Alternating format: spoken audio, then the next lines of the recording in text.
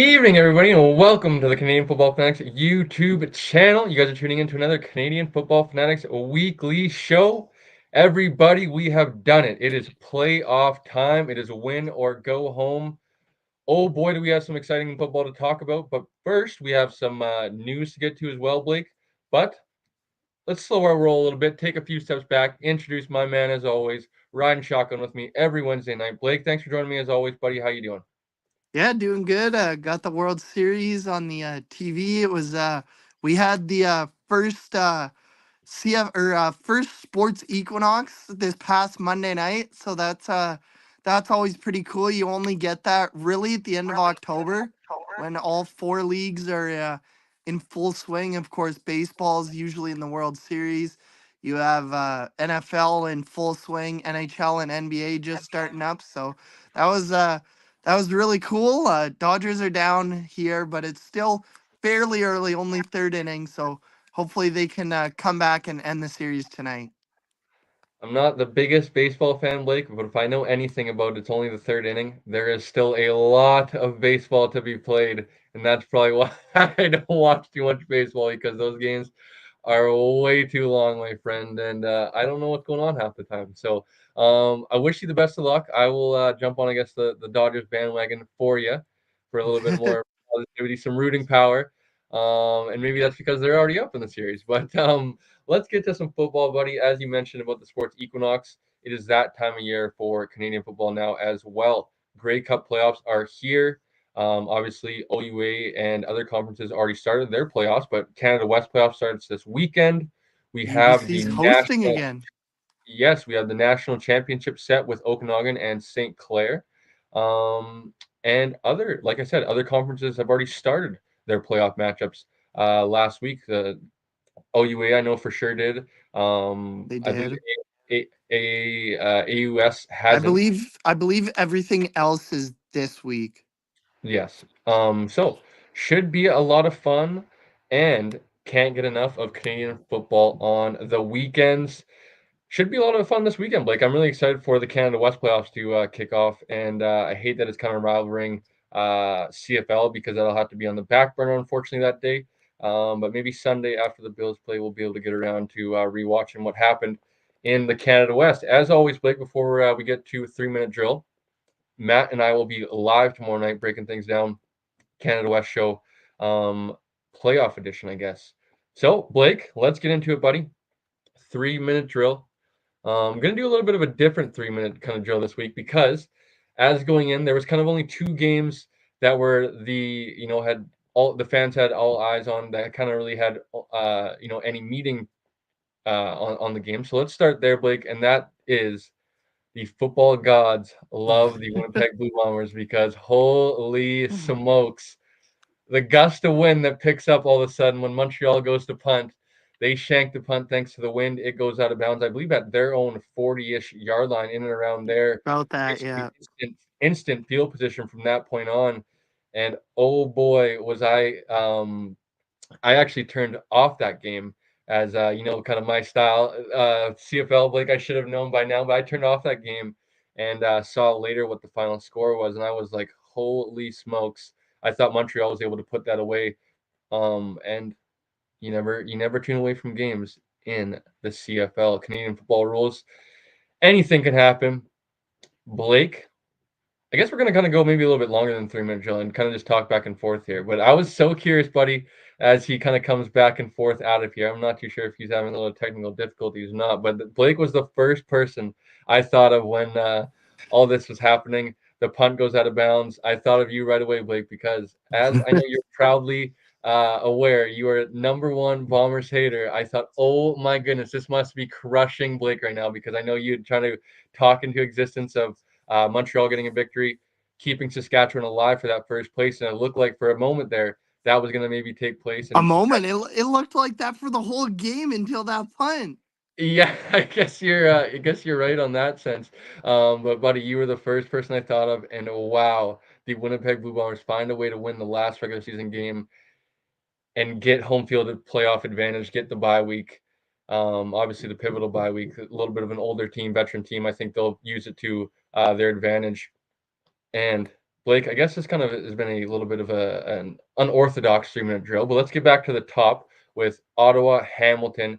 Ottawa was able to go into the playoffs with some momentum. I was kind of questioning that they'd stumbled as of recently, Mhm. and they were able to get a nice win and get some confidence going into the playoffs for themselves. I'm curious now, going into the playoffs, are they able to take this with them, or does this kind of fizzle out in end of the regular season? Obviously, playoffs are a new start. Everyone starts at 0-0. So I Well, thought I'll share my thoughts on that after we do the 3 minute drill. But continue, Cole. it's a little bit of a longer 3 minute drill, so we'll kind of whip through the rest of the games since they didn't matter too much, other than just showcasing some guys for next year, going into some free agency stuff like that. So there was stuff to play for, and let's get to the Edmonton game, Blake, which was Canadian football at its It's finest. best. Edmonton wins in overtime, folks, off a Rouge punt single, only in Canadian football fashion. How does it feel, Argos fans? It must have been a tough one for sure. The Argos, I believe, missed their field goal attempt in overtime. Correct? Correct? I believe so. Or Yeah. they just I don't remember if they missed their field goal attempt or um didn't went for it on third down, whatever it was. Edmonton ended up getting the ball, knowing that all they needed was a field goal, and obviously I think in overtime they started at the 35-yard line.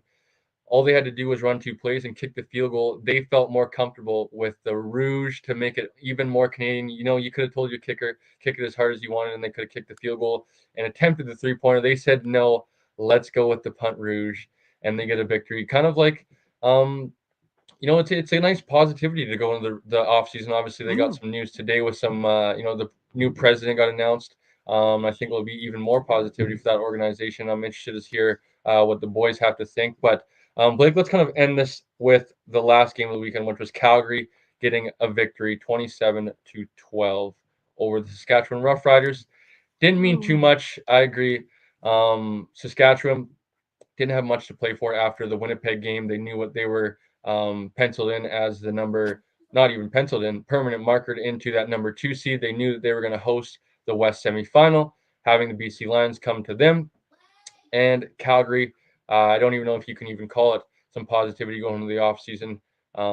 We'll see what that team looks like next year. Obviously, I would think they'll be led by a new quarterback. Head coach is staying. Dave Dickinson for 2025 has been assured today. Blake, but that'll kind of end the 3 minute drill. Let's bring in the gang. Shane Ryan from 13th Man Sports. As always, Shane, how you doing, buddy? Not bad. How are you guys doing? We're doing well. We're doing well. Doing Excited good. to Doing talk good. tonight. Yeah, it's playoff time, baby. It is playoff time. It is playoff time. So let's bring in the fourth member of our team, Coach Phil. Coach, thanks for joining us. How you doing? I'm living, baby. How you doing?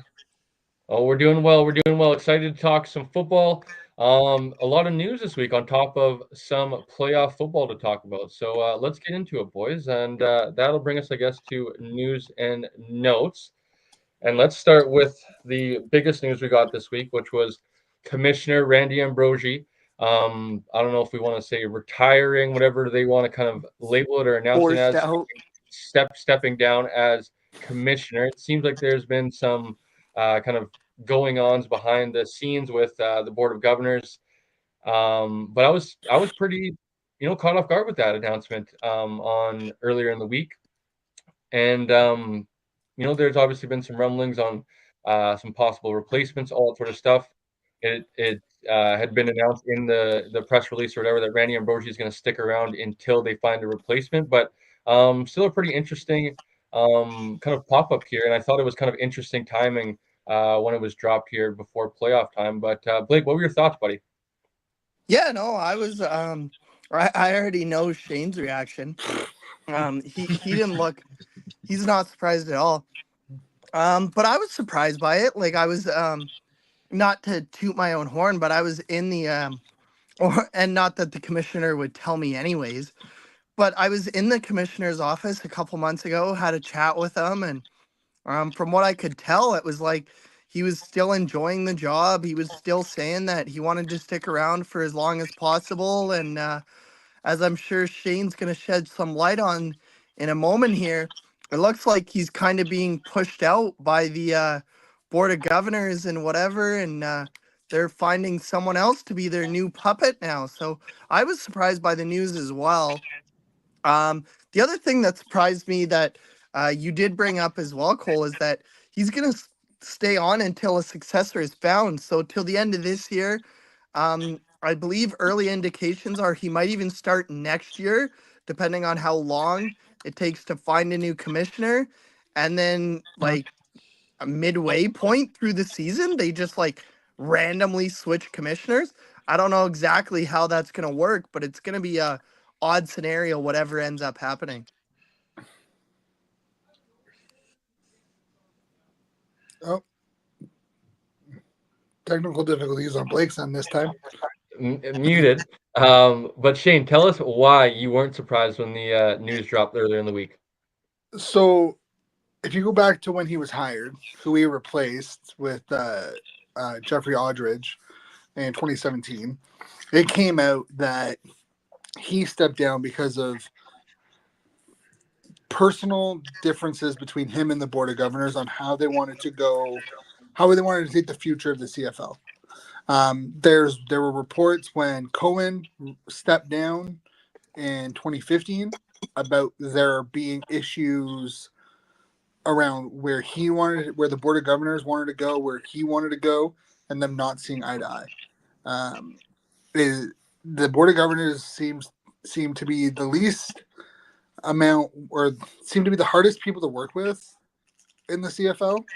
And if you're a commissioner and you don't have full support from your board of governors, it makes the job 10 times harder to do. So it sounds like, according to Dave Naylor and other reports, that like it wasn't a unanimous vote. He didn't feel like he had the full support and didn't think that he would be able to fulfill the job to the best of, or the required abilities that you need from that job without the governor's full support.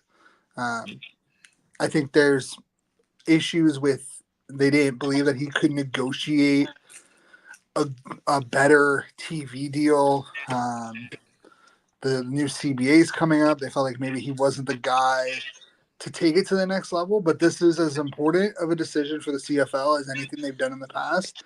They need to get someone in who will be there for 10 plus years.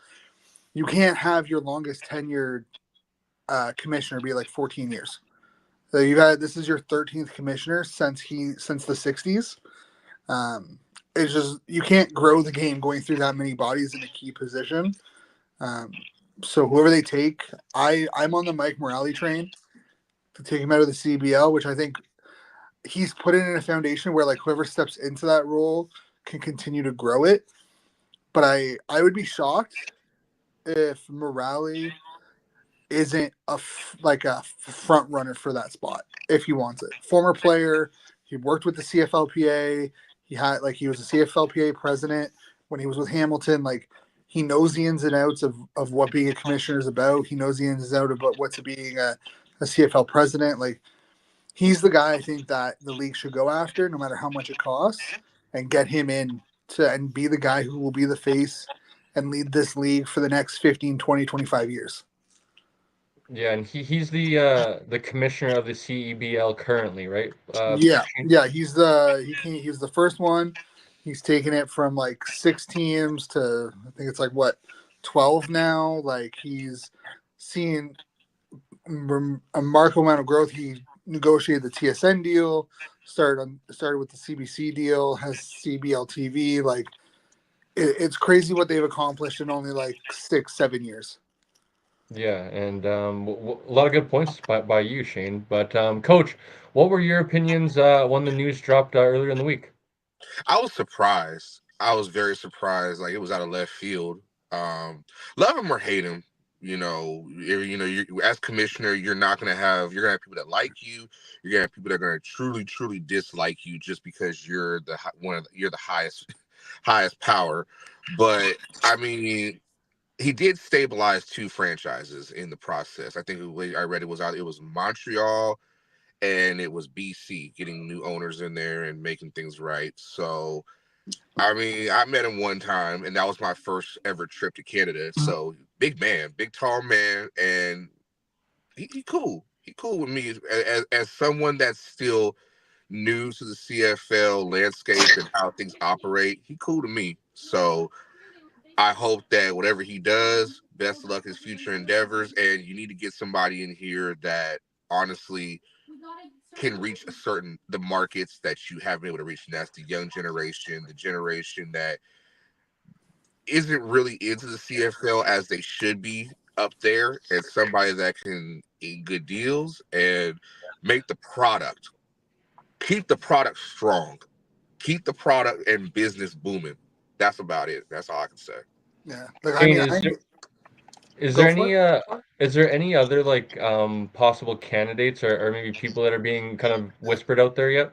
I mean, I think you're gonna see a large. I think they're gonna do a large. From what I can tell is that there's no real names right now. I mean, Jim Mullen, the former president of Canada Football, has Football been Canada. kind of That's a pushed into that. People have said that, like, they might go off script and go for someone who's never really been in that type of role before, but could be beneficial in like the media side of things. But I haven't heard much in terms of names. I just know that there's been a strong push from media and kind of established members within the CFL for morale.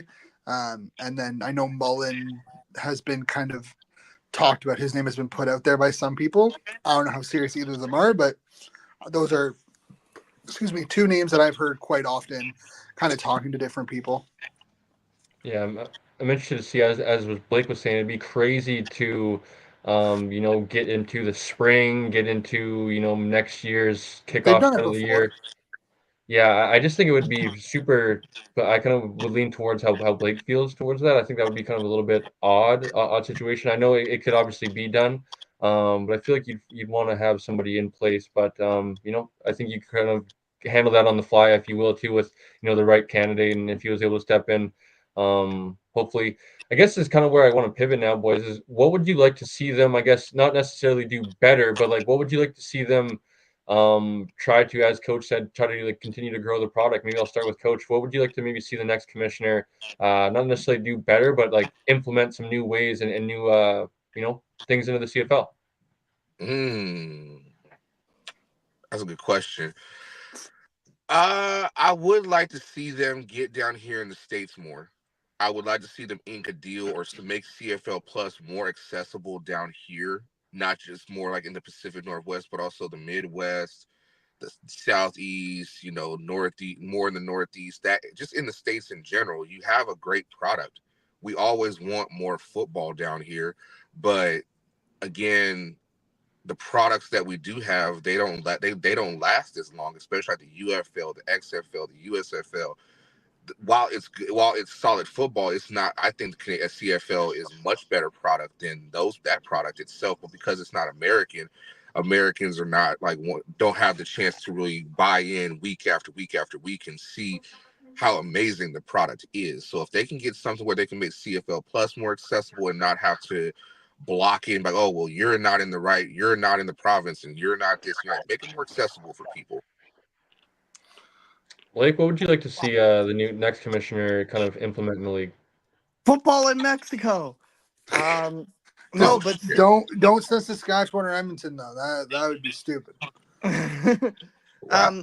no, but seriously, like, take the CFL a little bit global or further than we have before. The NFL goes to London, almost like if we're being realistic, too much now. But they go to London. They just did it 3 weeks in a row. They were in London. Take a game. They've taken games to Brazil. They've taken games to Mexico City. Like, take a game. If you do it right, take a game to Mexico City and have the Lions and, I don't know, Calgary go play in Mexico City. Obviously, make it before a bye for both teams. Make it an event. Like, make it like Touchdown Pacific or Touchdown Atlantic, but truly make it like a Grey Cup week where in the middle of the season it's like a week-long event. You have the teams out there. You have people able to go see practice. You have a bunch of CFL head office people there, and take the CFL to a global market.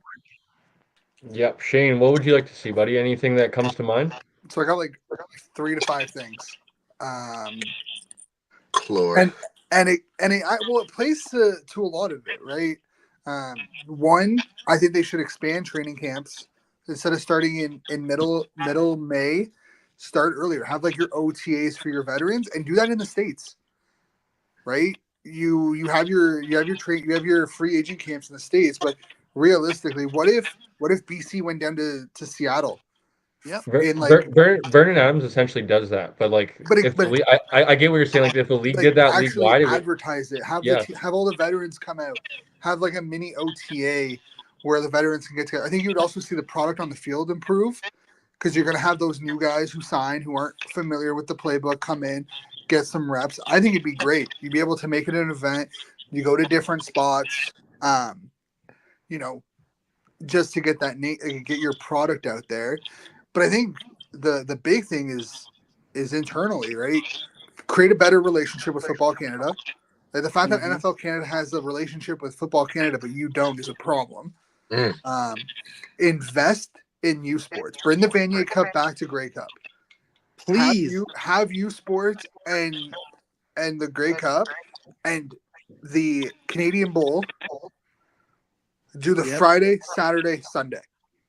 Mm-hmm. Make it an event. Make it Canadian, like make it a true Canadian football event. You have all 3 of the biggest football championships happen that weekend. And heck, you can even be like, hey, you have Grey Cup tickets. Well, now you have tickets to the Vanier Cup and you have tickets to the Canadian Bowl. I think you have to turn the Grey Cup into a national event where you're including U Sports, you're including the CGFL. To create that relationship, right? Like those are your grassroots. And then I think just more exposure overall by the players, like more marketing. We see it in the NFL, like get them into more commercials, get them on screen more, get them doing marketing campaigns during the off season. Like we should be so tired of their faces that when they put a helmet on, we're glad that we're not actually seeing their face. Like, do what the NFL does and just shove players down our throat. They've done it with Travis Kelce, Patrick Mahomes. Like, they do it with all their star players. The CFL needs to do the same thing. And because marketing money doesn't count towards the cap, it should incentivize teams to do it. And also bring in the franchise tag. Can I add one more thing? What? What's up? No, go ahead. Finish yours and I was just saying, like, you can't have like the Matthew Betts who played 2 years for a team and then decide to go play for BC because he doesn't want to stick in Montreal or whatever. Like, you need to have that sense of homegrown talent and being able to keep homegrown talent in a way that doesn't mean you're spending ridiculous amount of money to keep them around, right? If I think a franchise tag for a year or two allows that consistency that fans are wanting, right? Expand on the guarantees that are allowed in contracts and get rid of the goddamn coaching cap. Coach, did you want to add something? Yeah, the biggest thing I think they need to do, if you're going to talk about a 10th franchise, be serious about it and get it done. I'm tired. Yeah. I'm so tired. See, I think they were very close in Halifax before COVID. They had a really serious group out there, and then COVID happened, and it kind of just dissolved because they lost steam. Yeah, I it would make sense to have an even number of teams, and that way it would make things much more simpler, and it will be something fresh, something new, somewhere that it will have to be in the East Division. Am I correct? It doesn't have to be. You could technically move Winnipeg back to the East if you found a team. Yeah. In the West that made sense. I think the East, like either Quebec City or Atlantic Canada, makes the most sense if you can get an arena. Shit, if they ain't got the Nordiques back, then goddamn it, I don't know about Quebec City. Hey man, Laval is a powerhouse out there. They love their football. Yeah. They do. They sell pretty good crowds, coach. Like 20,000 this year, right? I believe. 19-9, I believe, was one of their home games. So Sheesh. like the love is there, like the thirst is there, but like I agree with coach for sure. Is you have to that 10th franchise is like a must figure out situation. I know it's obviously a tougher deal than just talking about it on a podcast, but hopefully the next commissioner can kind of claim that to his resume of, I was the one that brought the 10th franchise to the CFL. But Bring it to St. Louis. yeah, Yeah. Bring the Battlehawks. Like honestly, I think at this point you shouldn't be limiting yourself to just a Canadian team if you can I make the agree. logistics work. I agree. Right? If there's an owner out there who is willing to spend the money on an expansion fee, can bring in a stadium or has a stadium that can have a Canadian sized field, why restrict yourself to a Canadian only 10th team if there's a team in Seattle or a team in Atlanta or a team in New Jersey if they actually want to have real football for once. If they want, like, if there's an owner that's willing to spend the money, why say no to it? And I think we're at a point where that's where the expansion, like, that's where the 10th team is going to come from. I don't think the 10th team right now is going to come from a team in Quebec City or Halifax. It's going to come from the States. There's going to be an owner who, and I think MLSE is going to push for it. They're going to be like, hey, there's an ownership group in New Jersey or an ownership group in Pennsylvania or wherever that wants to bring a team. They're going to push for it. That would be incredible to do another expansion. Not anything crazy like the first time they did in the 90s, but something that needs to be controlled. You start with one team in the East. I'm talking about like on the East Coast, and maybe one team here in Seattle or hell Oregon, if that. Yep. That would make a lot of sense. I Yeah, agree, Or and I go to feel like in that Carolina, in that case, Jacksonville, you'd have to go to Cleveland. 3 teams, because then you'd have the same problem with 11 teams that you have with 9. Yeah. Like No, another. you'd have to keep it even afterwards, but you do one, and then again, I think you go where the money goes, right? But there's definitely a market in the States for quality spring through fall football. Mm-hmm. Yeah, but then Uh, what happens in, like, I get your St. Louis argument and even Oregon for that matter, but if the CFL decided that they wanted to go to Seattle, what happens in September when the Seahawks start? well, that's the thing is like maybe you don't look at NFL markets. You look at markets that aren't necessarily like San Diego, for example, markets that kind of got spurned from the NFL. Oakland. Yeah, Oakland, Yep. San Diego, Seattle.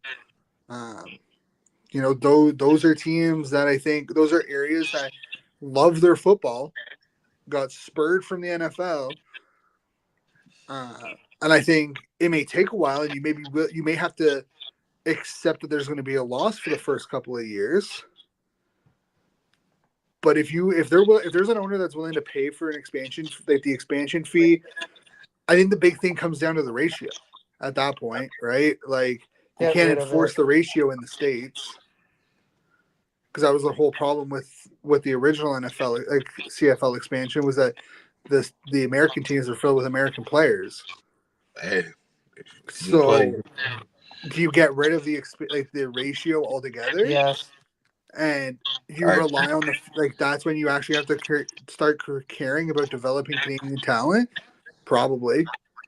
But I think if the CFL wants to grow anything, the ratio needs to be adjusted or fixed, if not taken out completely.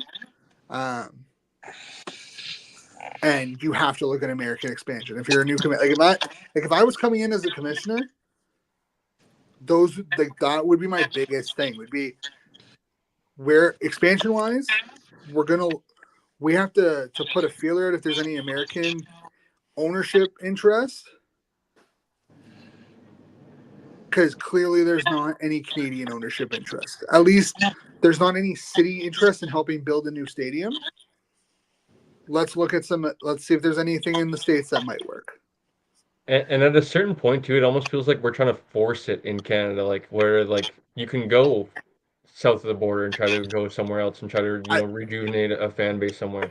I think a lot of people are very skeptical and very worried about because of the original and American expansion, where it was so quick and so fast, and it just blew up in everyone's face. But if you go 1 to 3 teams, like let's say you look at the UCFL or whatever it's called now, folds after this year, because everyone's saying if it doesn't succeed, it's done. Do some of those markets make sense? Like Seattle, does Birmingham make sense? Birmingham, yeah, they love their Like, football. Roll Tide. right? Like, could you go into these markets? And again, what's an acceptable market size? Like, what's your acceptable level of butts and seats that you're looking to get? Are you looking for 30,000, or are you comfortable having 20 to 24,000? I think 20 to 24 is fine. Right? Like, if you're aiming like, hey, let's get like 22,000 on average, you're not looking for these 60,000 seat stadiums. You're looking at markets that may only have a 30,000 seat stadium or only a 25,000 seat stadium who can accommodate a CFL field. Yeah, very interesting, boys. So, yeah, Randy Ambrosi out as commissioner after this year. Let's get to the Calgary Stampeders, and they kept Dave Dickinson in charge, head coach, general manager, but that was without moves being made. Mark Killam, special teams coordinator, and Brent Monson, defensive coordinator. Long time, both of them, Calgary Stampeders, out the door. They will have new defensive coordinator and special teams. Blake, what were your thoughts when you saw that Dave Dickinson be around, but without two of his longtime assistants? Did the Stampeders enjoy what happened this year? Because they're just gonna keep repeating it with these moves, like especially, which in likely is going to happen. The reason that Killam isn't coming back is because they're gonna bring Dave's brother in as the special teams coordinator. Like I don't get it. I understand maybe having Dave stick around as head coach or GM, one of the two, but not as both. And then to alienate, like I was on X, Twitter, whatever you want to call it, earlier today, and to alienate your fans and your season ticket holders, I saw multiple Stampeders fans that already said they were on the cliff of dropping their season tickets, and now these moves just confirmed that they're 100% going to drop their season tickets for next season. Like, I honestly have no idea what the Stampeders are trying to accomplish here. And it just, yeah, like it baffles my mind. It makes no sense to me whatsoever. So it makes sense Or yeah, Shane, go ahead. when you look at their contracts. Like, unfortunately, this is what I'm talking about, the coaches cap. Dave signed a contract extension in 2022 for 3 years to be the GM and head coach. You fire him, you have to pay him out, and then you have to look for someone or some people to do both those roles. And do you have the money and do you have the space and or the desire to do that? Probably not. This is literally a position done because he's under contract and they don't want to pay him.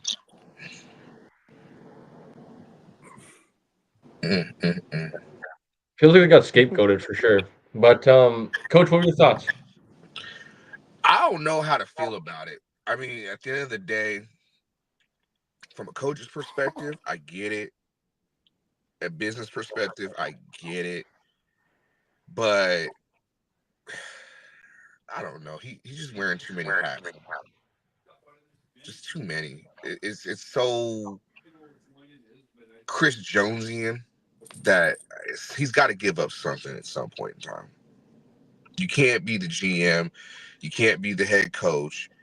I know he has his hand in the offense, but Jesus Christ, this is And my biggest thing is like if you're gonna make these changes, you better make a big splash on your coaching staff to bring in somebody that's a proven winner and somebody that's going to drastically change the trajectory of your offense, your defense, or your special teams. Bringing in your brother, I don't know about all that. So I Well, it's don't gonna really have. happen. Like he already ended the season as a special advisor or whatever they called him. See, my thing is like I'm shocked that he didn't just go into the GM role and then hire his brother as head coach. I think he'd be really good at the G. I think Dave Dickinson might be really good at the GM role full time. Yeah, it's a lot to juggle. But that's the thing. Not Like we saw it in Edmonton, and like I think BC's done it right where you have like co-GMs. I don't agree with it, but like if Campbell wanted that power, you don't make him GM and head coach. But I'm shocked he didn't do like a coach O and go into the GM role. at some point the game has passed you by. At some point, you have to accept the fact that this game has passed you by, and you need to let the younger generation take over and see what's out there. We've seen so many retreads. We've seen so many guys overstay their welcome at certain points in times in the NFL and in the CFL. It might be time for Dave to transition on to GM. Just my 2 cents. Yeah, I mean we saw it with Wally in BC, Yep. Great right? example. Like, and again, it's no slight. Like Dickinson's a great coach. He has a great record.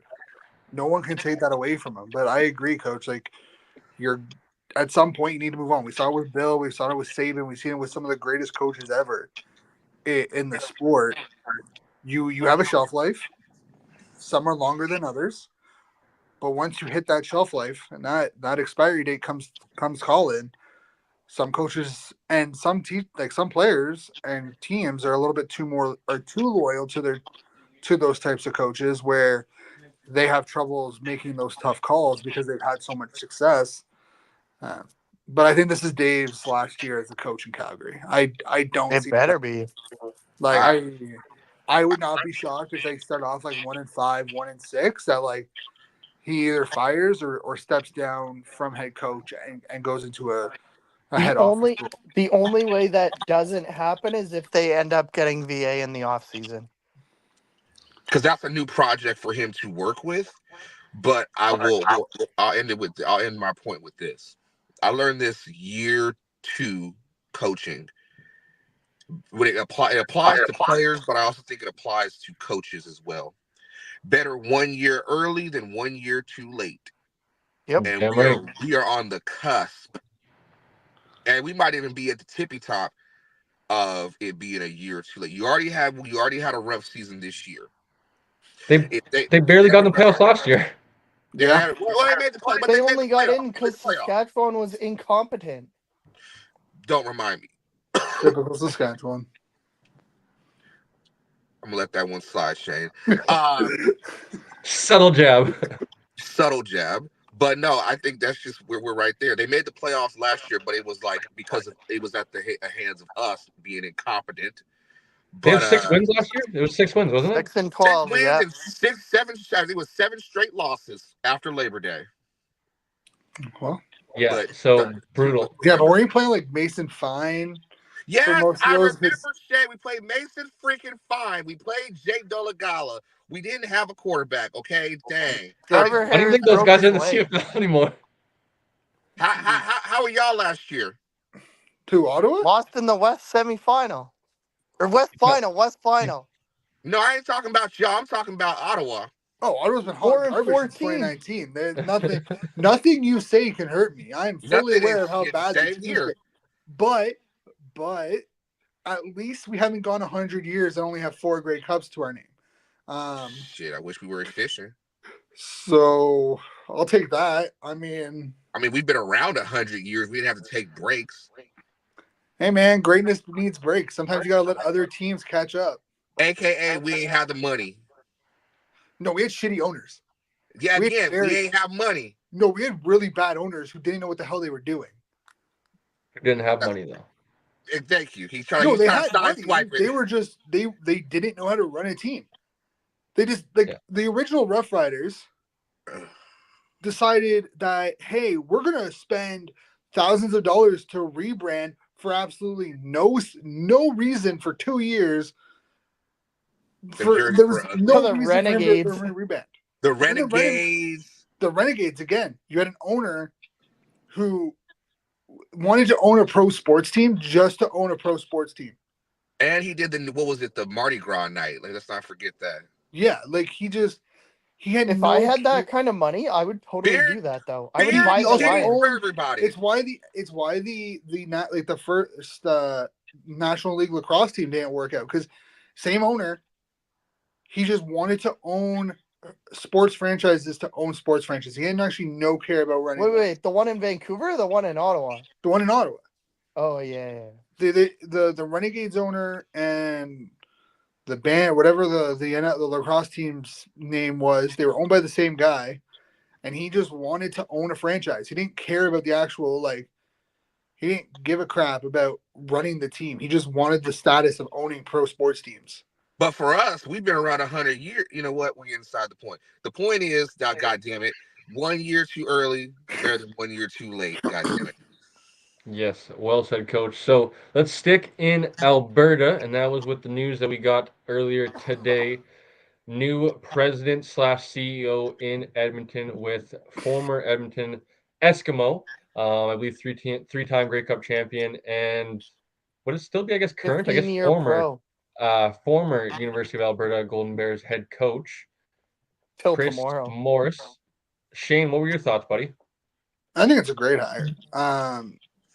Again, if you look at his numbers and with the Golden Bears, they're not great. I think he only had like one or two winning seasons with the program, but the program was in shambles when he took over.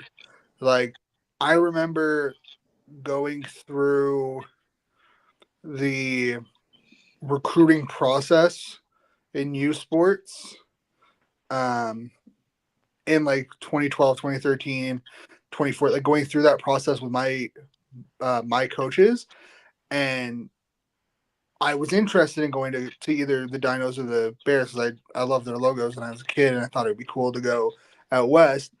And I was talking to one of my coaches, and they're like, "Yeah, so the new coach over there is, former CFLer, because my O line coach at the time was a former CFLer who knew him, and he's like, if you're going to that program, you're going there to work hard. You might not win you might not win a lot of games, but you're going there. You're going to be pro ready." And I couldn't find the exact number, but it seems like every year there's more and more Golden Bears being drafted into the CFL. There's some going to the NFL. So again, the wins may not be there, but he's building a pro ready program. He seems very personable. He seems like a great person. And I'm interested to see what he can do in his role. But I think it's a great hire. He knows the community. He knows what winning takes in the CFL. We'll see if he's given the tools and the power to do it. Blake, what were your thoughts on the new hire in Edmonton?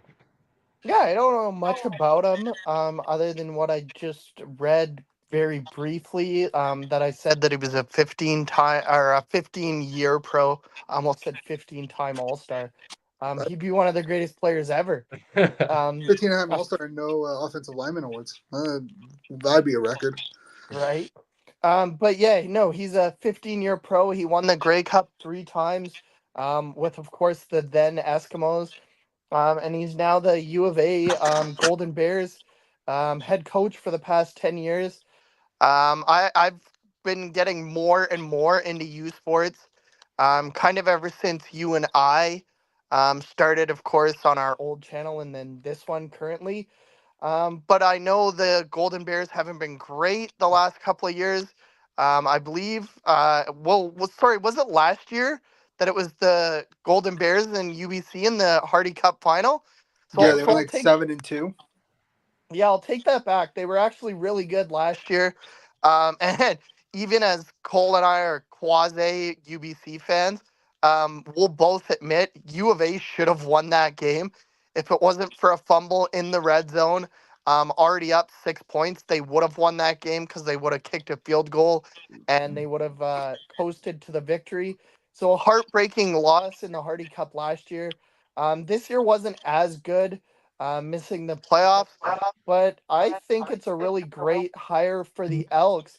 And I truly believe it can be made even better if they decide to keep G-Roy and Jarius on as GM and head coach.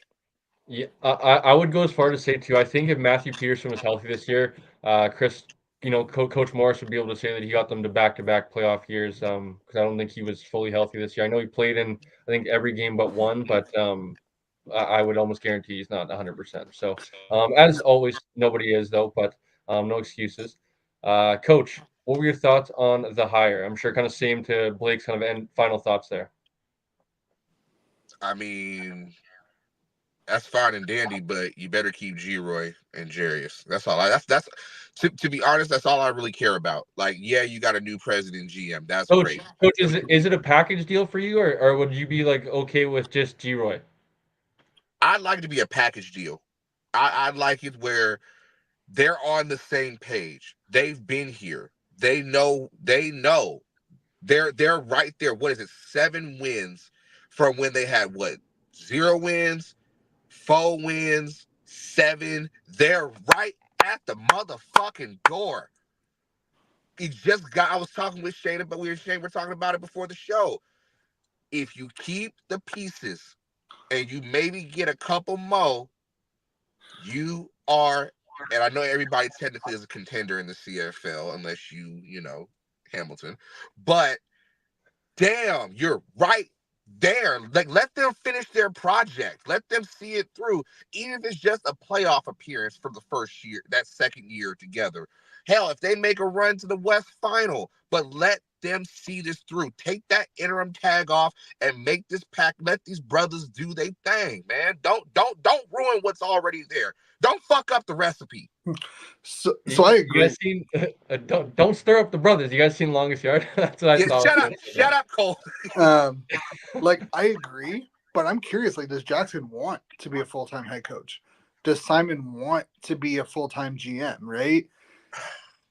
I agree that, like, if they want it, they should be the front runner to get it. I think they'd be doing a disservice if they didn't go through the formal interview process and talk to different people. But we've seen it in all leagues, in all sports, where a guy has an interim tag, and come the off season, there's reports that he told management, he told ownership that, like, he just didn't want the responsibility of being a full time head coach, and they give him like an associate head coach or an assistant head coach type role, where he still has that some of that responsibility, but he's not a full time guy. And I hope. G-Roy's goal has always been to be GM and then maybe one day president. Oh yeah, I think. I believe Yeah, I that think. G-Roy wants the GM role. Jarius, I'm I just don't not know. convinced about Jarius Jackson wanting a full time head coaching role. It's a good point for sure, Shane. I would be curious to Like, know as well.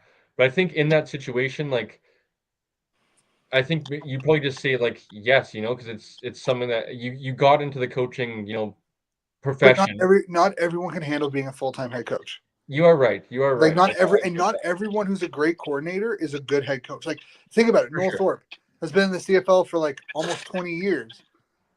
He's never even, like, I think he's only been an interim head coach once.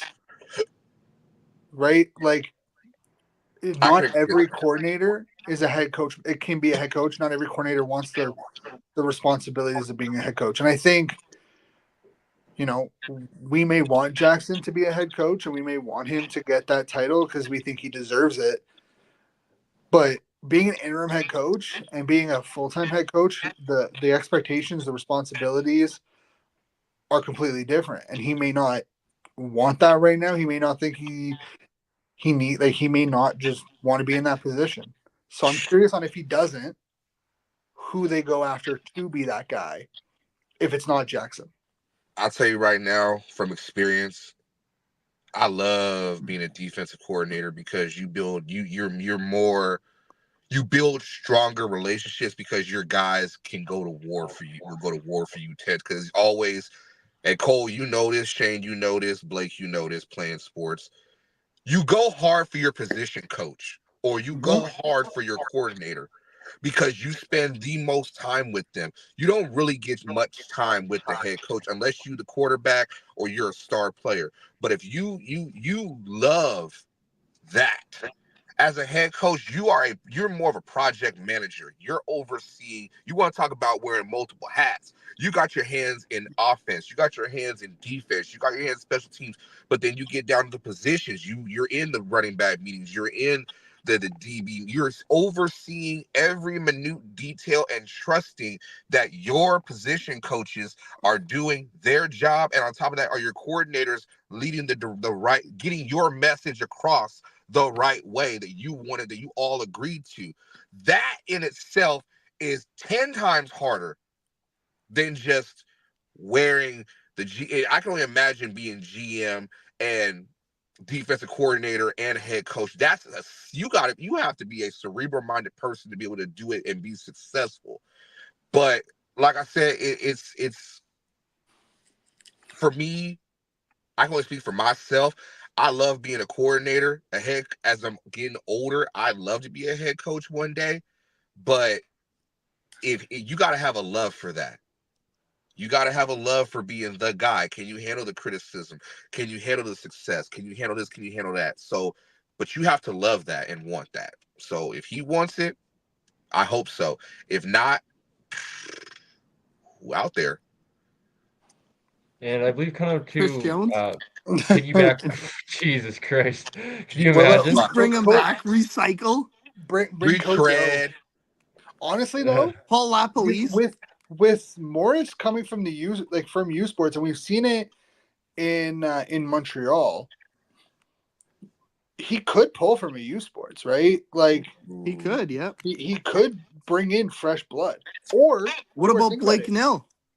or Anthony Calvillo, Ooh. AC would be interesting for sure. right? Like there's a lot of younger coaches coming up who may be interested. You may be interested in them.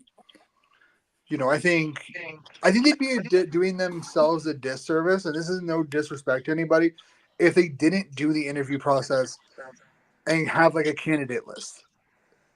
I believe Farhan or Dave mentioned that though, like there was not going to be any quick decisions here. They're going to kind of do With their the due GM and diligence, which head I think coach, yeah. is best case scenario. So, But you probably want this done before Christmas, yep. right? Going into the new year, you don't want you don't want that You interim want to give your candidate. new regime time to hit free agency, Yeah, and and not just free agency, like scouting, right? Like like if you're bringing in a whole new management team and new coach, you have. I know it sounds like a lot of time, but combine's what in March, yeah, March, yeah. and then the draft's at the end of April, beginning of May. Like, so you want to give your management time as much and your scouting team and whatever coordinators you bring in enough time to go through who you think What the will.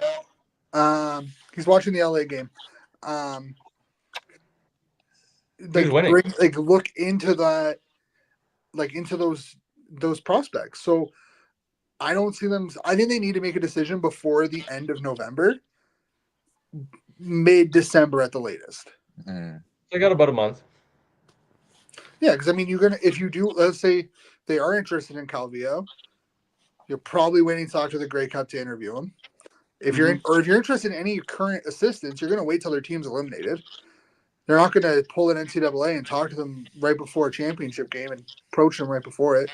But yeah, Why Alabama did. Yeah, look how well that turned out for him. Shut up. Hey, neither one of us is happy about that because you stole our coach and both our teams went to crap. Deserved. I didn't know Coach was a Tide fan. That's crazy. You're just a bandwagoner by the sounds of it. Yeah, no doubt, Coach. You're a Bama fan. Yes. I thought you live in. Don't Coach you live and in I already Washington know State? that, and I we've will already never, ever, ever, ever root for UW.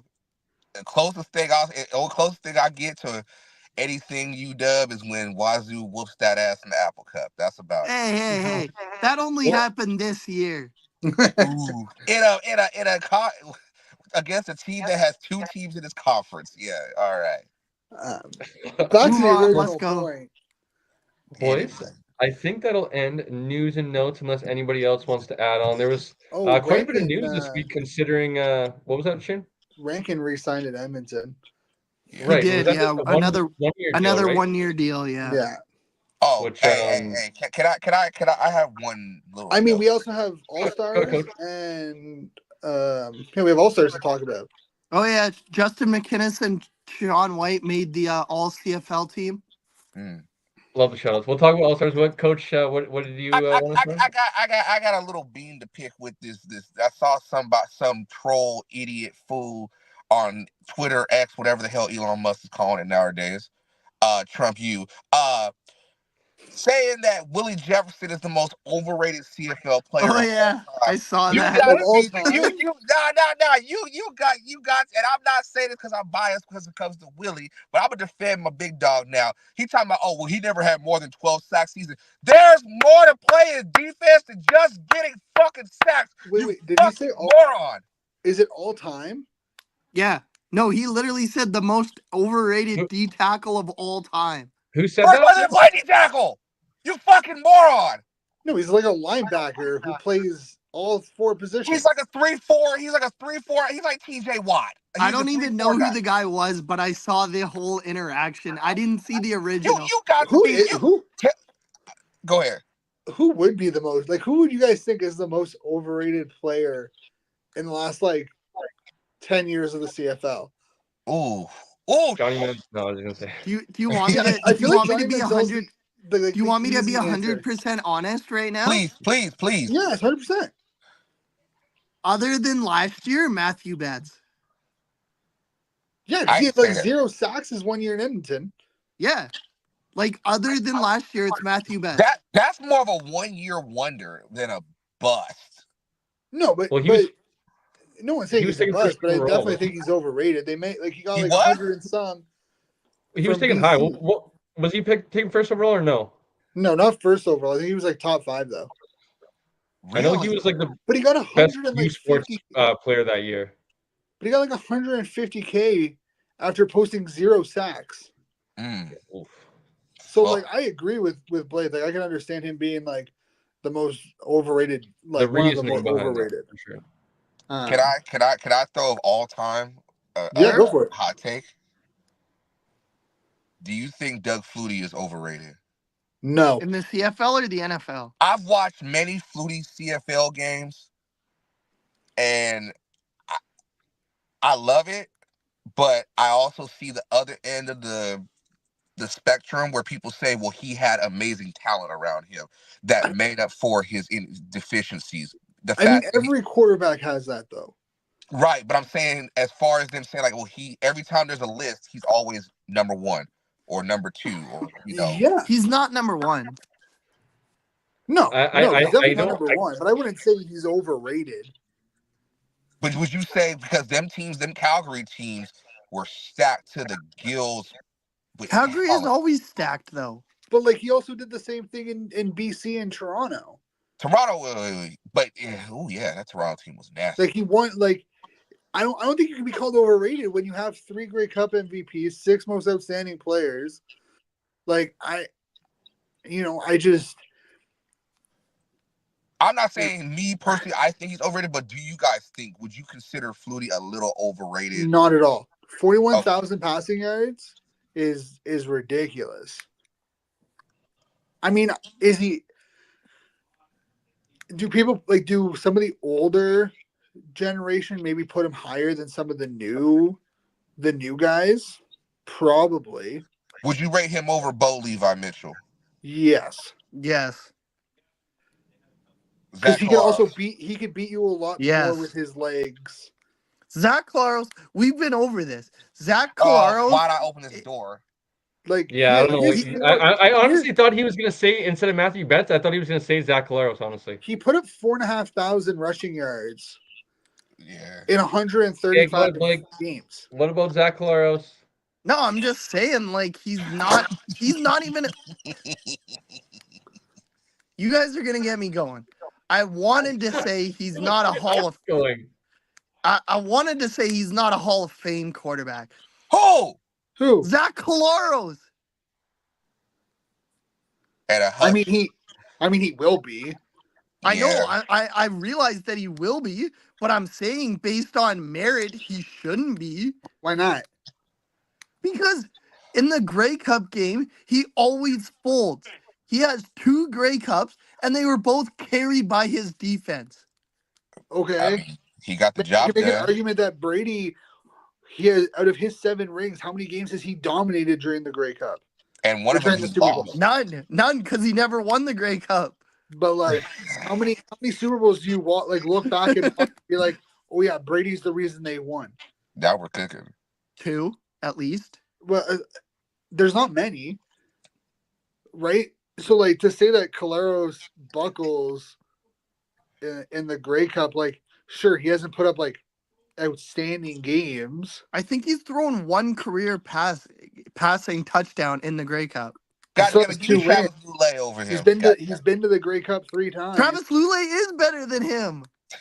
See, Travis Lulay is underrated because of his injuries. yeah. But I also think the same thing with Caleros, right? Like Caleros had like 4 years in a row wiped out because of injuries. Call what you think. I disagree. I think as much as I do see Blake's point on the big game, and that should have a say in the argument of him being a Hall of Famer or not, he also was a big reason that they got to that game and won in the playoffs Also, you and can't had just good record. discredit 2013 I guess. or 2014. I mean, like Oh, yeah, I Caleros forgot about it. They lost that game, though. they lost because a block in the back put away Yes, a yes, yes. TDP touchdown. I still don't know why he did that. He didn't People need don't- to. Brandon Banks was around the edge already. Yeah, it was he was gold. it was stupid. But no, I think people forget what Caleros the promise and the upside that Caleros was showing early in his career. But also, can we just talk about how like stacked the Argonauts quarterback room was for like 6 years? Yeah. Cody Fajardo, Zach Collaros, Ricky Ray. Ricky Ray, yeah. Yeah, Ricky they Ray. had Ricky Ray, so they got rid of Trevor Harris. Wasn't Fajardo Cody- the 3rd stringer? Cody He was the third stringer and on kickoff. He told me that. Yeah, he was the 3rd stringer until he went to Saskatchewan. Ugh. Crazy. But like you had Ricky Ray, and then you had Trevor Harris, Cody Fajardo, or you had Collaros, Harris, and then Fajardo. Are you taking Ricky Ray over Doug Flutie, and then we can move on? Yes. No. God, goodness gracious. Okay, we're moving on. Ricky Ray. Moving on. Okay, so to avoid this going as long as possible, because it will, we are going to discuss CFL All-Stars for our last news and notes here tonight. Shane reminded us. So this is what we're going to do, boys. I will give you the list of CFL All-Stars, both East and West Division. You guys can give me the biggest, who you're standing on the hill, who you think deserves to be an All-Star. It could be anyone on the list. And then give me someone that's not on the list that you think should be on the list, should be considered for the list. So I will name East and West Division. Let's start with the West. Quarterback was Trevor Harris. Running back was Brady Oliveira. Receivers were Justin McInnes, Sam Emulis, Reggie Bagleton, Eugene Lewis, Nick Dembski.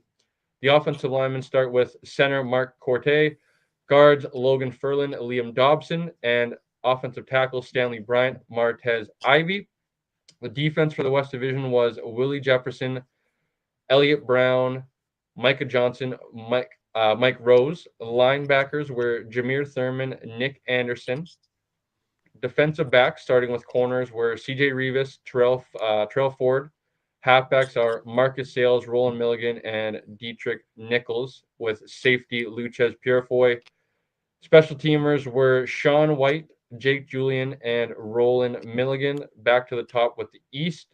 Bo Levi Mitchell, Kadeem Carey, Justin Hardy, Tim White, Shamar Bridges, Makai Polt, Stephen Dunbar Jr., David Beard, Ryan Hunter, Drew Desjardins, Dejon Allen, Nick Callender, Lorenzo Malden, Isaac Idemi Bergelin, Jake Serezna, Michael Wakefield, Tyrese Beverett, Darnell Sankey, Adarius Pickett, Jamal Peters, Kabian Ento, Deshaun Amos, Damon Webb, Mark Antoine Duquois.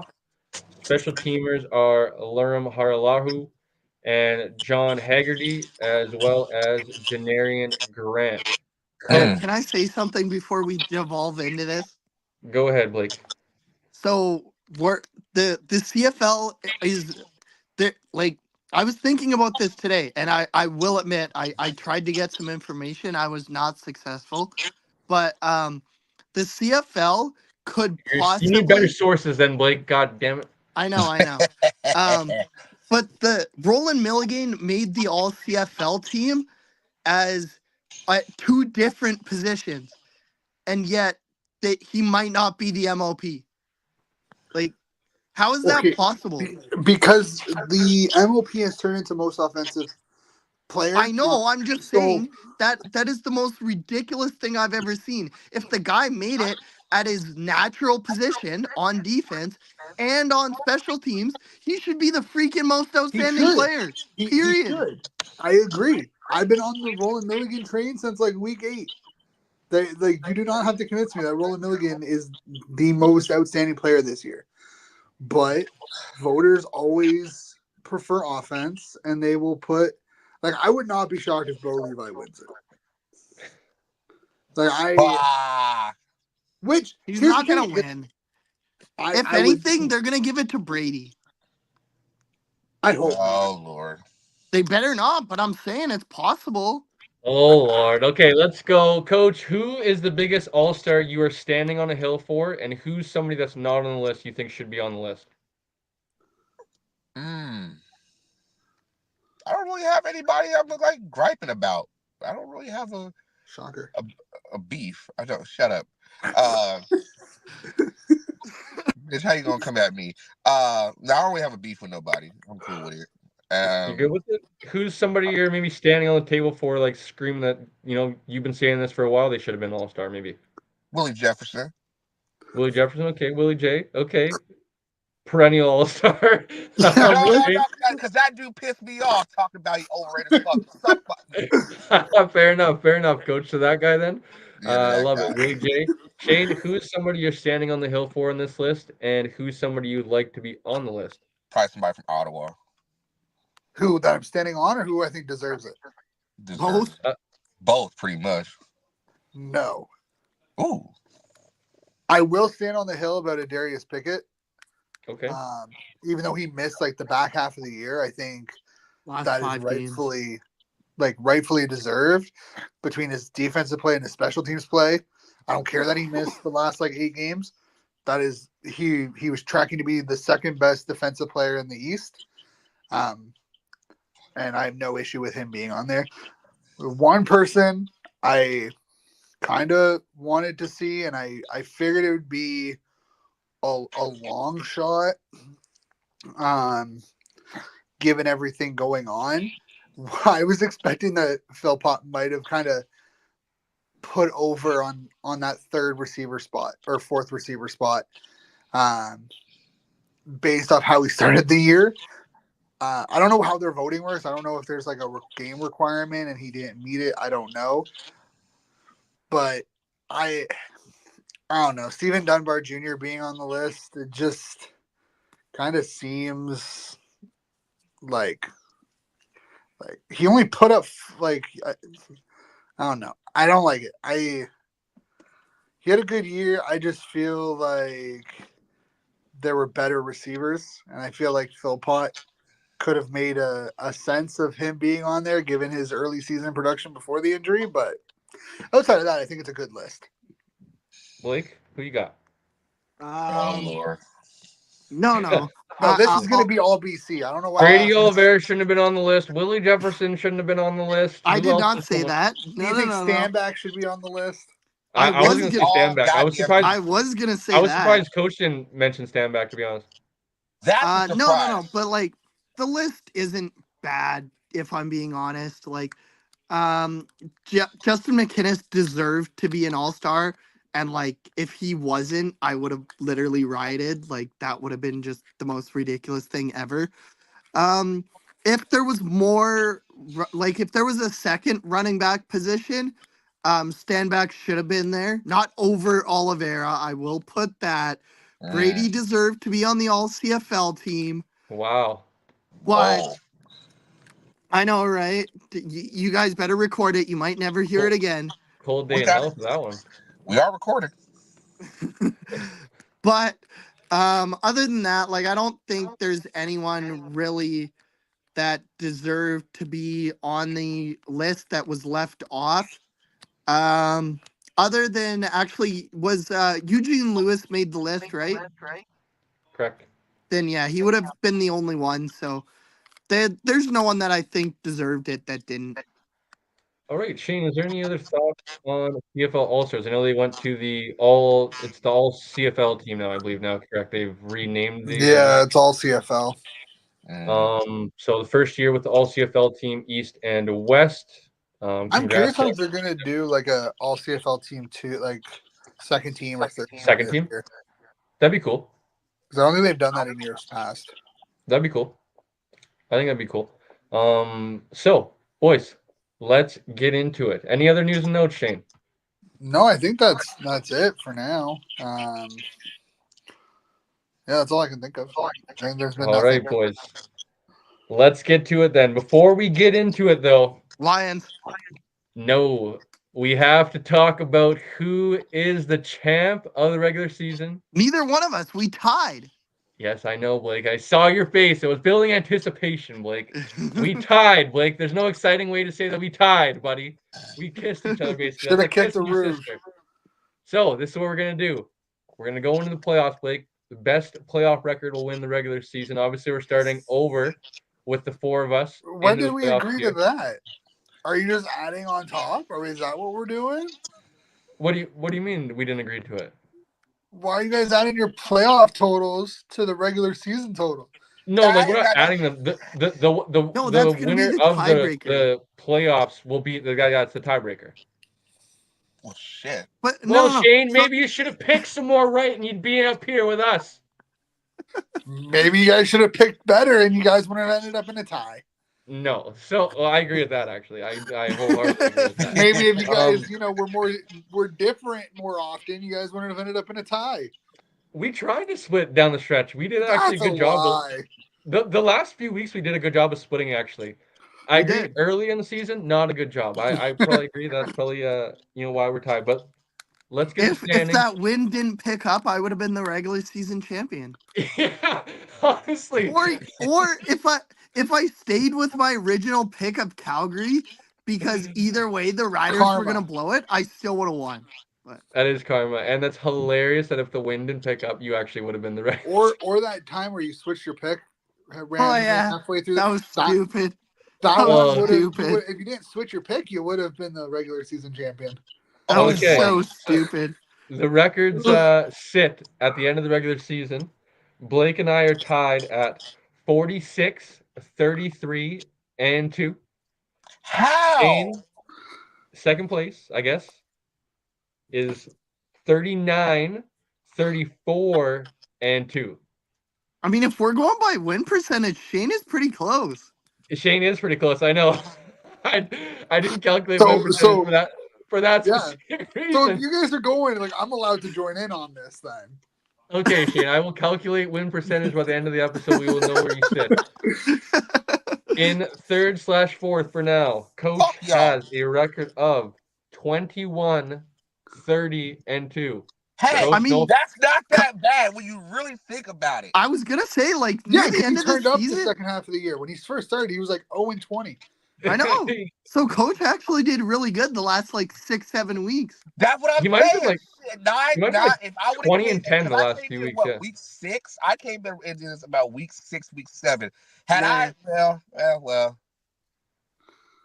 fuck you, Blake. Next year, Well, Coach. it's Next better year. than being 4-16. So Yes, That I is agree with true. that too. I'm the Edmonton Elks of this shit. Great. no, All you're right, the boys. Rough Riders of this shit. So Huh? we will start the records over now with playoff times here. That's all that matters. Are we let's going get in into. proper order? So East and then West?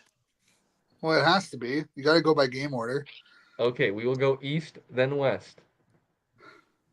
Ottawa is traveling to Toronto.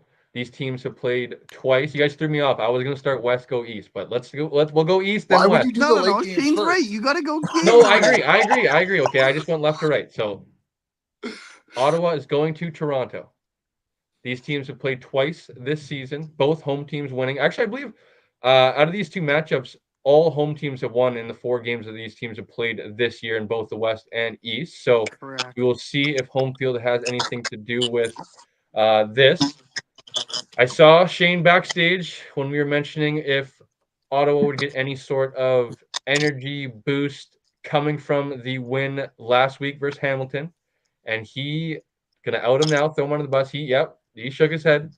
He is not a confident man right now. But No, Shane, let us know, buddy, how you're feeling. Maybe why you're not so confident. Maybe why Toronto, I think, is just a good football team, and I don't think they're it's any not. shame to. They're a good football team. I think they are. I don't know why you don't, but Shane, why are you not confident in your Ottawa All of a Red Bulls? sudden, Shane's going to pick Ottawa and throw us all for a loop. I might just to stick with them, but I think Toronto's going to win. Ottawa is 2-7 on the road this year. Um, they haven't started games well on the road, and I'm worried that if they, I know their last game they came close to the tying and getting back into it, but that score was a lot nicer than the actual game was. Um, so can they go into Toronto? Can they build off of Hamilton? Can they almost lost against Hamilton? They had Yeah, a they goal were line like 3 stand. yards away. Yeah, they did have a goal line stand to beat Hamilton. So like, I don't know. They're healthy. They seem to be finally healthy, so that could help. Um, and I would love to see them win. Obviously, I think it'd be great for the team. But But they're 2-7 on the road.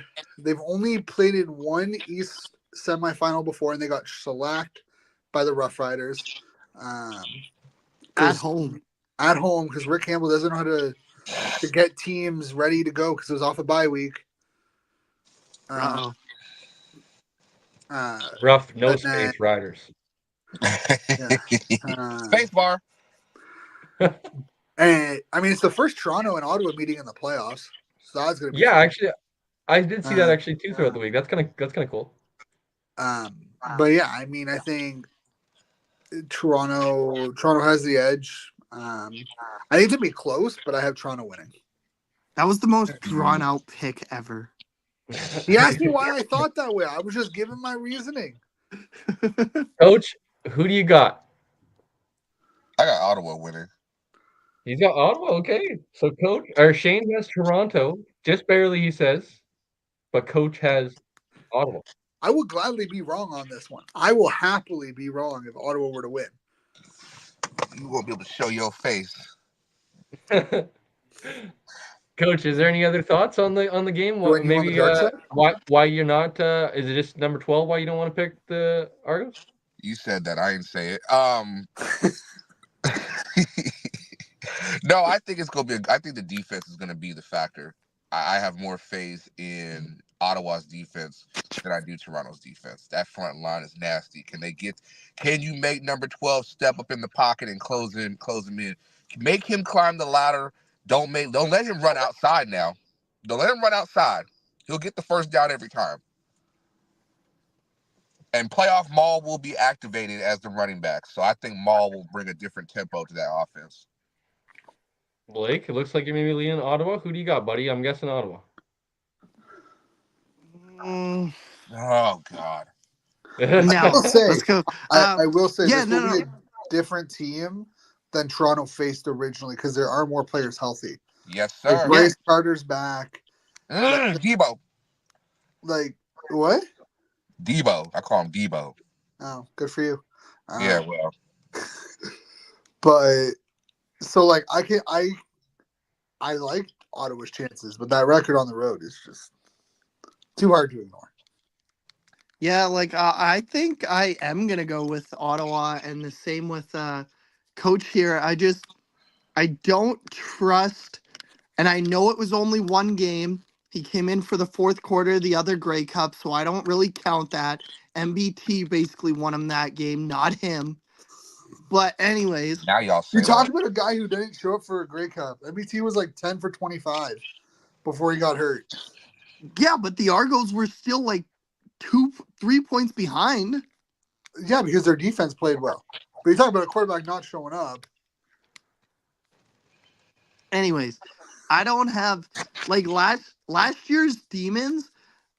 Number 12 is gonna have to get over those. Like he threw 6 picks on his home field too, which Yeah. I will remind you guys he is on Saturday. So on his home field, and like last week, I didn't think that fourth quarter 6 7 minute whatever it was stretch made a difference to Ottawa when they lost to Toronto and ended up losing home field advantage going into this game. But the fact that they had that 6 7 minute stretch and then carried it over and scored 37 against Hamilton, I know it was Hamilton, but they were still playing most of their starters, if not all. They scored 37 against Hamilton. And I think that Ottawa is going to pull off the upset here, and it's going to be Ottawa going into Montreal next week.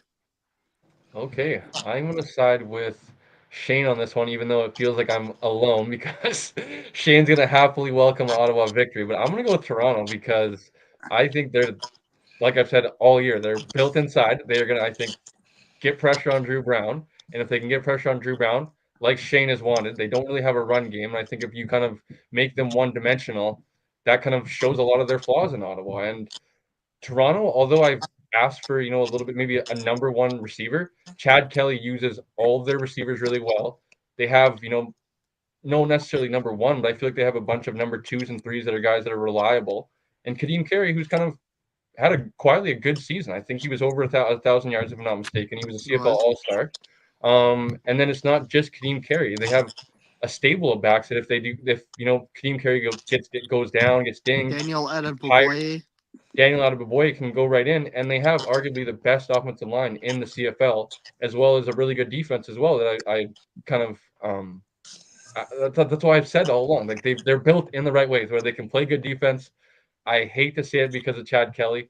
I hope that they don't go any further than next week. Um, but I think I'm going to go with Toronto, especially with them being at home, be a little bit more comfortable. I know it's Ottawa to Toronto. It's realistically not that big of It's implication for literally like travel, but 4 hours on train. But yeah, and to add, Robbie Smith is back. yeah. I just think Jake's that defensive line is nasty in Toronto, like And it looks like nasty. Ottawa's going to run five Canadians on the O line, and it's going to be Pelios and Ruby at tackle, and it's just Like like they're. I don't know, man. That defensive front for Toronto's scary. You add in Roby, you add in Smith back in there. is Sopik back for them or no? No, I don't think so. I haven't seen him back on. I He haven't was checked the playing injury really well report. for them. I haven't checked the injury report, so I don't know if he's been what's happening. Um, he is on the single game as of last week, so I don't know if he'll be back. But yeah, no, that front seven is scary. You got Flo, Serezna, Winton, McManus, like they got yeah, and then dogs. now you add in Smith. And Ottawa's offensive line hasn't been great this year. They've had their weaknesses, so it's going to be a very. I mean, it's not like Toronto hasn't had their weaknesses on the offensive line. But man, if they can't run the ball, and like they didn't even have Laybourne at running back last week, they had Braylon Addison and Devontae Dedman. I I think know. that's the key to the game for Ottawa is if they can establish a run game, if they can keep Toronto off the field, if they can open up play action for Drew Brown and he can take some shots that way, recipe to success for sure. But I just think 100%. like they they they they haven't really proven yet to run the ball without Rock. Um, and like man, that I just think that defense is going to be scary to go against, especially because they're at home, and they're going to be feeling it from the crowd. So I'm going to go with Toronto. I feel like I said, I'm kind of by myself here because Shane, even though he is going for Toronto, he's not really going for Toronto. If you guys get what I'm saying here, I but mean, yeah, you're not wrong. um, We'll see. Well, that's why they play any given Saturday, right, boys? It'd be a nice, cool story for Ottawa, I think, to get to the East Hey man, Final. no And matter the outcome, it's been a win of a season compared yeah, to what's been the last 5. and I think you've established a really strong foundation now too for the future. With I think a quarterback of the future, a head coach in those two strong held positions. You can build from there, and hopefully it's good things from here on out for the Ottawa Red Blacks. So Hopefully, go after James Butler and wouldn't that be something actually? well, it's That'd not. be a good I don't know if you guys saw his cryptic his Instagram post article. where he's like, "Peace out" to Hamilton. Did you guys see his article that he wrote? No, I did not. I saw that he did one. I didn't read it. Yeah, I saw it. I just haven't read it yet. It's. I would imagine he's gone, but I didn't know I didn't realize it was him that wrote it. I thought it was like an interview that he did. But somebody a written piece on him. Yeah, No, he wrote it. yeah. yeah, It was. I wouldn't be. I'm shocked that like he wasn't released or traded this season. To be I honest, agree. I I agree, especially I because Bell was like doing like not as well I as JB, but guarantee. like he was a serviceable back. Yeah, I guarantee you they were asking for like a first or like something ridiculous for him, and Yeah, weren't. everybody was like, yeah, ha, ha. Yeah, Um, basically, like, no, I'm not doing that. especially for like it's basically a rental. Well, I think he's signed for next year, but he's also He's like 20K, like 200K. okay. I didn't know that. I thought he was going into his free agency year as well. Um, any other thoughts, boys? Ottawa, Toronto. No, let's move on No? to the BC Saskatchewan game. All right, let's do it, Coach. I want your thoughts first and foremost. Obviously, Blake and I will have ours a little bit more, anyways, Friday night. But Coach, what are your thoughts going into the first West semifinal in Saskatchewan in a few years? Treat it like any other game. I mean, yeah, it's our first win in a few years, but hey, we got to do what we got to do. We got to focus. We got to play our game. We got to stop Vernon. We can't let Vernon get vertical like that, especially with his receivers, man. We can't let him just throw over the top of us. We got to force Vernon to throw it short, make them receivers work for every single catch that they want to get. Hit them on impact. Offensively, we got to not be monotonous. We can't just sit there and just let Brett kick field goals for us. And we got to make sure that we control the clock. If we control the clock and we have a steady run game, we're going to be all right. Shane, who do you got, buddy?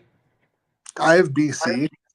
Wow, I did I not just think don't. you're going that way. I just don't trust Trevor Harris, man. Like, it sounds like Armstead and Ouellette will be healthy, depending on the level of health. I don't know. But I just don't trust Trevor Harris. Like, which version are you going to get from him? Are you going to get the one that put up 6 touchdowns against Hamilton that one year? Or are you going to get the one that put up nothing in the Grey Cup? Like, this guy has, like, if there's one thing he's consistent is being inconsistent. Like, that's the X factor in this game is can Trevor Harris finish drives? And can he not throw those very bad, like, he's been very good this year at not throwing bad passes, but it always seems like when the moment is too big, and the playoffs seem to be that, he has a tendency of forcing throws, especially if they get down early.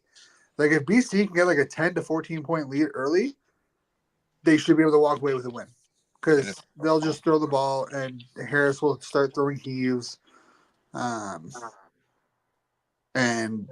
they'll abandon the run. That's usually what happens. But who knows with Mace? Like, maybe he has a completely different philosophy. But I can't picture Trevor Harris winning this game. Blake, who do you got? I am gonna go with the Lions. Shocker. No Maybe for the surprise last there. time. But like I think that these last 2 years, and I was thinking about this even before we came on the show. Like the last 2 years, not only have the Lions won the West semifinal, they've won them quite handily in both. One with Nathan as the starter, one with BA as the starter.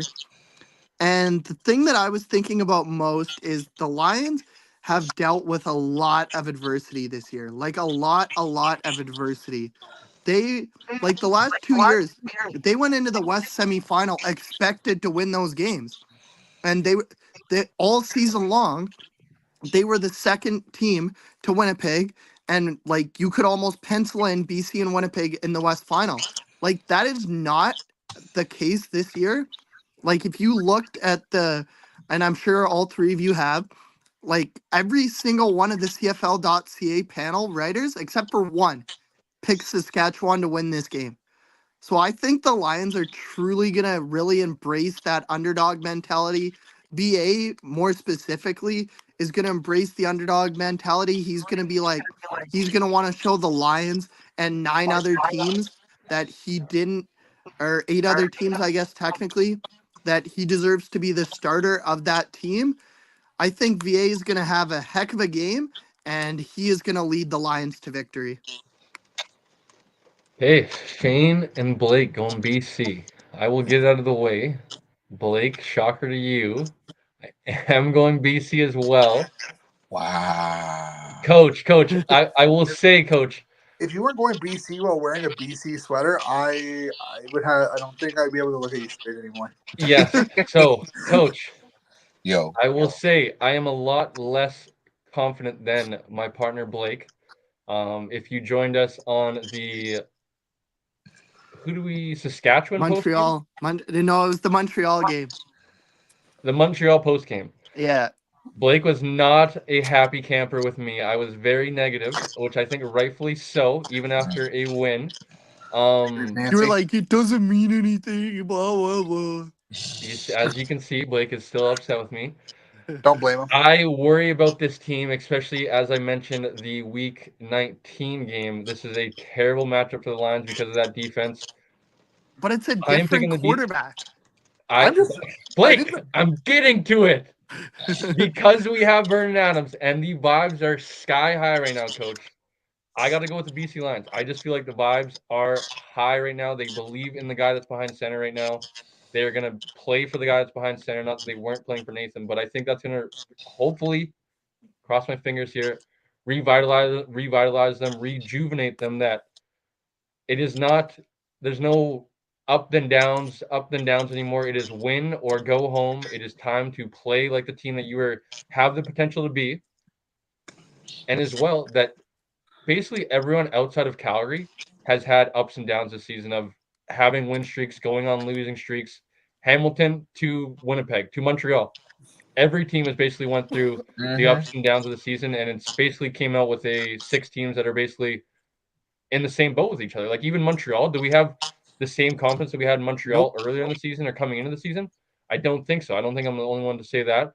Winnipeg, as much as I wouldn't even say as much as we all have confidence in Winnipeg. I think Coach would probably take Saskatchewan over them, and I think Blake and I would probably ride with BC. BC has just as much a chance as I think as Saskatchewan. If we really take a step back, I know Saskatchewan went into the playoffs on a higher note. Basically, 1 point tie separates the two of these teams, and I'll take my chances with Vernon Adams going into Saskatchewan versus Trevor Harris trying to go against BC. I will say that I think probably the recipe for Saskatchewan to take away that Vernon Adams, aspect is who's in the backfield for them and running the ball, containing the ball, and opening up play action for Trevor Harris. So I think if Rock and AJ are able to pound the rock and keep that offense off the field, which is definitely a big time question mark for BC and that defense that have yet to prove, I think, in big time games that they can stop the run.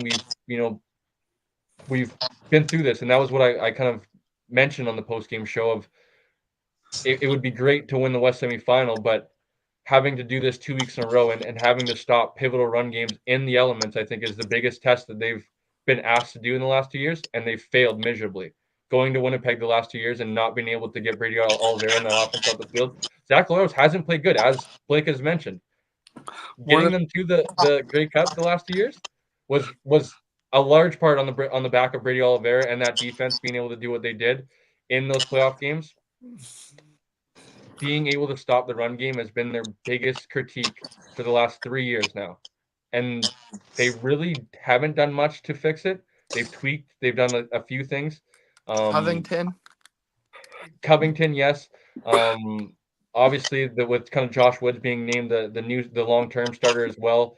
Ben Haladic has kind of been in and out of the lineup, so there is some question marks as Blake kind of to like piggyback off his point of maybe Matthew Betts being more of a one-hit wonder. He's not known as a run defender. Like he's definitely a more of a go get the pass rusher, not a guy that's going to be um, real noticeable in the run defense, getting tackles for loss, stuff like that. So I'm very, very curious to see what happens. I'm going to go with the BC Lions for the sole sake that I think that they're riding with that with who's behind center for them, and they have a ton of confidence, and he's giving them a ton of confidence right back. So, Hey, so I'll just say that like you also have the positive Rick Campbell off a bye week. He's 3-0 off a bye, hitting the playoffs.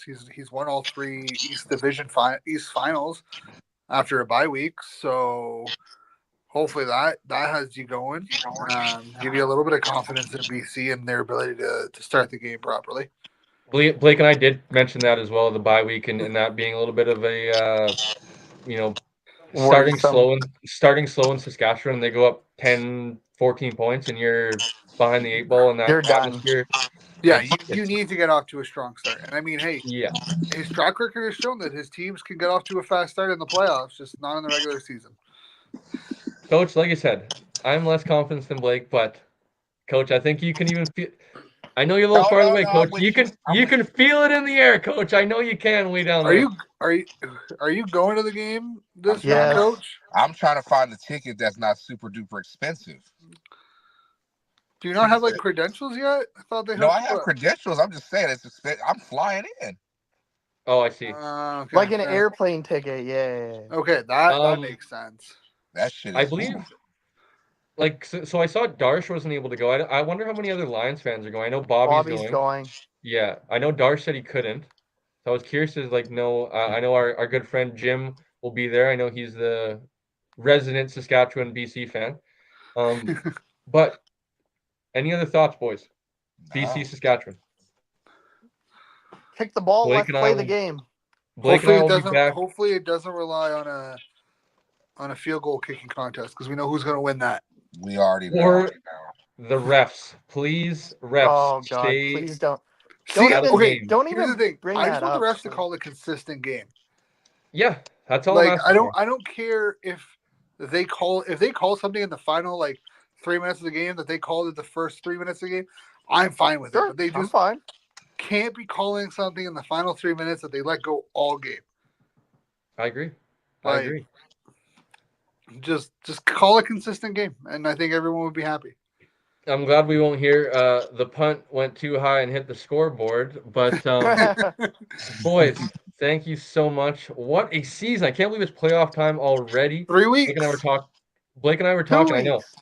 Blake and I were talking before we went live about. It's 2. The Grey Cup is 2 weeks away.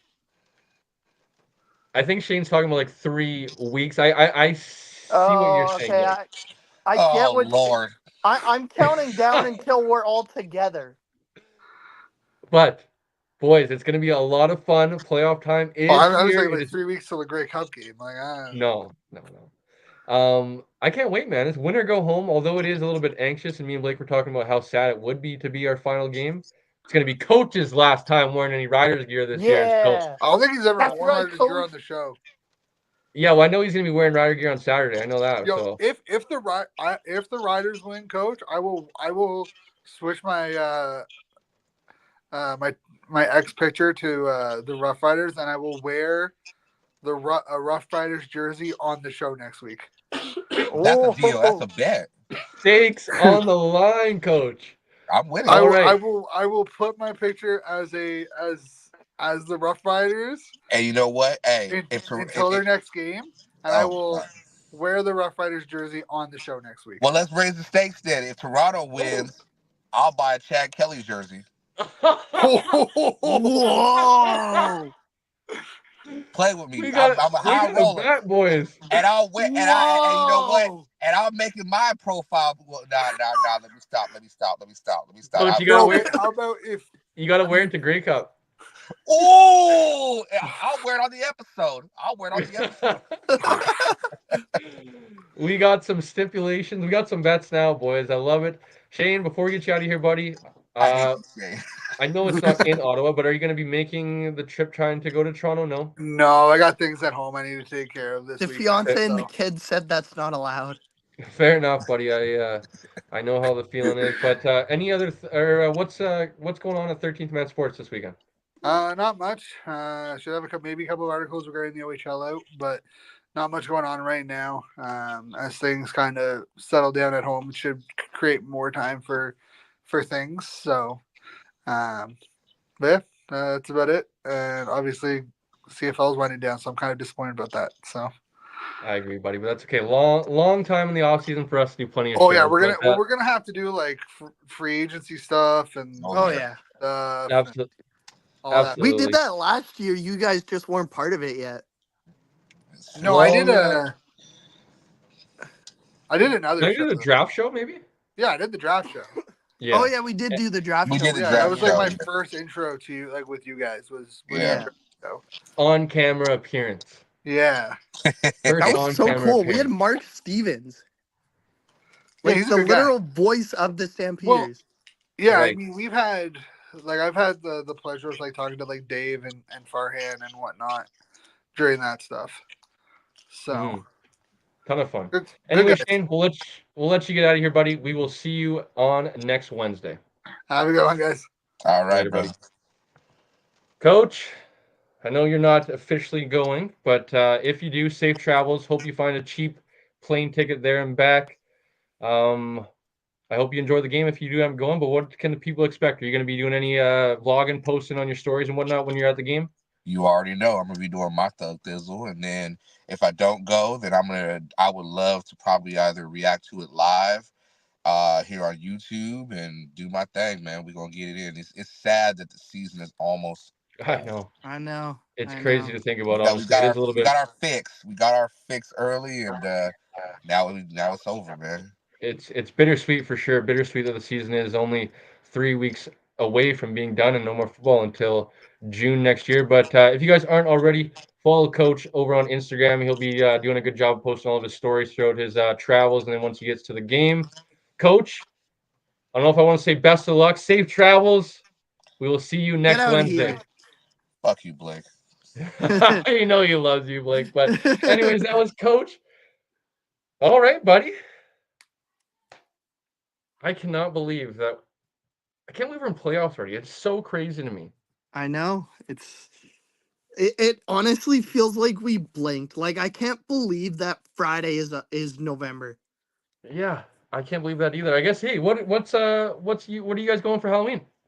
I'm not doing the whole. I've never been a fan of the Halloween thing, but Hey, this is why we are friends.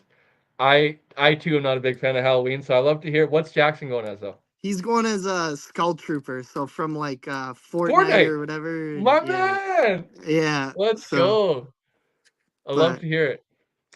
Do you I don't have the dad duties yet, but I do have like when my cousin was a little bit younger and he'd go trick or yeah. treating. When I got a little bit older, I'd do like the cousin tax, go in there, give me this, Yeah. I need this. Are you getting the dad tax or whatever? You don't Yeah, have to go yeah. trick or treating, you just go take some Take all after. the coffee crisp, and he can have everything else. Oh, I love it, coffee crisp. That's funny. I used to be a big coffee crisp guy back in the day, back in the trick or treating days. But Blake, so we can go catch our Canucks. I believe that leaves us one last thing to do. Now, I Match. will, before we pick this game is actually not this weekend. Is it 2 week break? Yeah, no, yeah, it's November the 9th. Wow. Okay, so we don't have to do this, but we will congratulate, I guess, the Okanagan We Sun will. for representing the BCFC and making it to the Canadian Bowl next week, which is crazy. I Begrudgingly, thought they would do but it. yes, I will say Um, congratulations. I don't know if it's I'm retarded or if because we never went to the Canadian Bowl, or it's always been Well, 2 I weeks don't long. think it's always been a 2 week thing. Like, I think it's usually, but I feel like they started earlier this year. Yeah, Like, see, the games were like middle of July. I need to look into it because if I'm that oblivious, dumb, I don't know what the I don't know what the word is, CTE, whatever you want to say. Um, Man, I really thought it was only 1 week, but hopefully that's a new thing because hopefully I'm not too wrong. Blake, Canada West Show. I will be back tomorrow night with one Matt Young. I know he's got some family stuff going on, so I don't want to dwell too much, but just wishing you well, Matt. Hoping the best for you. Blake, any other thoughts, buddy? It seems like puck drops probably either happened or a little ways It's away, or a just few minutes happening away. like right now. They're just doing anthems, so. Nice, perfect timing then. But Any yeah, other no, thoughts, it's buddy? no, I'm ready for the games to kick off.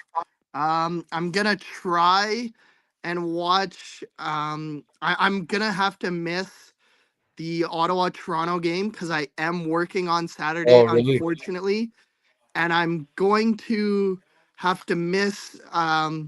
some of the Lions game. I'll be Yeah. listening on the radio, but I will try and watch as much as possible because just to dial the curtain back a bit, McKenna's dad is coming in actually from Saskatchewan.